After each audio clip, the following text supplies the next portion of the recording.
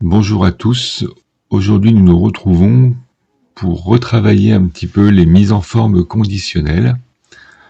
L'objectif de cette vidéo est de vous montrer comment mettre en surbrillance une colonne à partir d'une information disponible dans la feuille de calcul. C'est-à-dire que là, par exemple, on voit que c'est le mois de janvier qui est sélectionné dans ma liste déroulante. Et ben, il faudrait qu'automatiquement que cette colonne soit mise en évidence en jaune, par exemple. Et si je change bien évidemment le mois, c'est le mois, et ben, que la surbrillance se déplace vers le mois en question. Alors, ce n'est pas très compliqué. Je vais donc sélectionner les cellules qui peuvent être concernées par la mise en forme conditionnelle. Puis, dans le menu accueil, dans la zone style, j'ai l'option mise en forme conditionnelle, comme montré ici à l'écran. Je sélectionne nouvelle règle.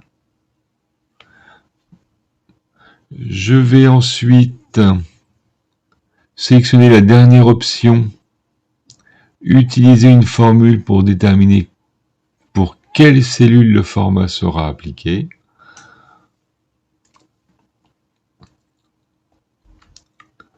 Donc, je valide. Alors, ici,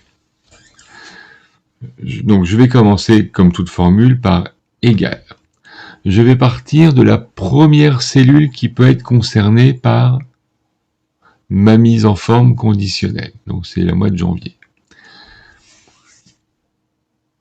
Mais il faut que cette valeur B1 puisse se déplacer vers la droite, de façon à vérifier que si c'est pas janvier, qu'il aille voir si c'est février, mars, etc., etc.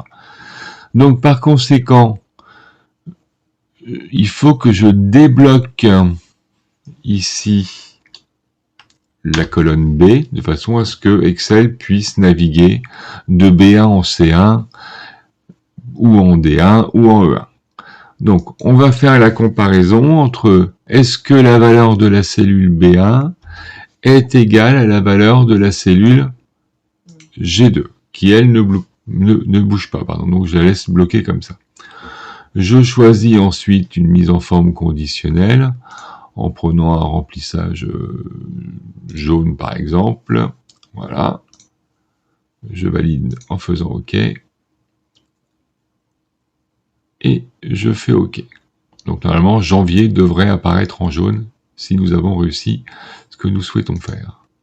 Voilà, très bien. Donc on voit que la colonne B qui correspond à janvier est bien en jaune. Et on va tester en sélectionnant par exemple le mois de mars.